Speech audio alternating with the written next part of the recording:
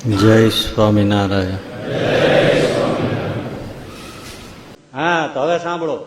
એક ગામમાં સાધુ આવેલા કીર્તન ભક્તિ કરે અને કીર્તન ગાય, રે શ્યામ તમે સાચું ના. બીજું પછી કીર્તન ઉપાડે, રે સગપણ હરિવર નો સાચું.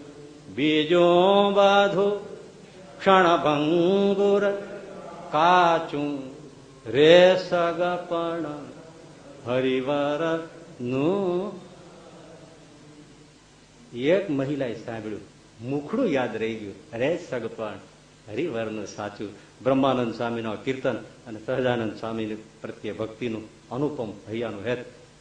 પણ એ રાગ અને શબ્દો એ ઓલી બાઈને હૈયે રહી ગયા.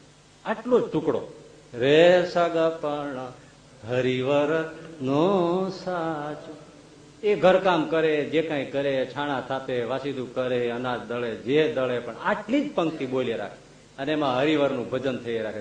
અને બ્રહ્માનંદ સ્વામીને એક જ ટુકડો હરિવર આવે, સહજાનંદ સ્વામીને છોકલું હલે, રે સગપણ હરિવર નું સા, અને આમ જોવે છોકલા વાળો. વળી પાછું કે રે સગપણ હરિવર, આમ વળી જોવે. વાહ રે વાહ, ડોશીએ ભજન માંડ્યું છે ને. આખી જિંદગી આમનમ કરતી, એટલું જ યાદ, એટલું જ યાદ. હરિવર હરિવર ભજન થાય. જો કેટલી મૂડી ભેળી થઈ ગઈ.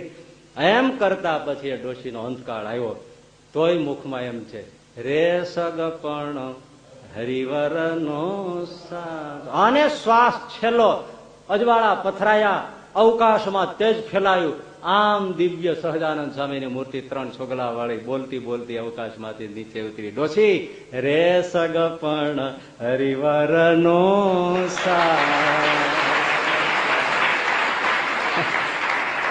આવી જાઓ આ વિમાનમાં. શ્રીજી મહારાજે 2 હાથ પકડી ડોશીને દિવ્ય દેહ આપ્યો, ભૌતિક દેહનો ત્યાગ કરાયો, પોતાના વિમાનમાં બેસાડ્યા, અક્ષરધામમાં ડોશીને લઈ ગયા.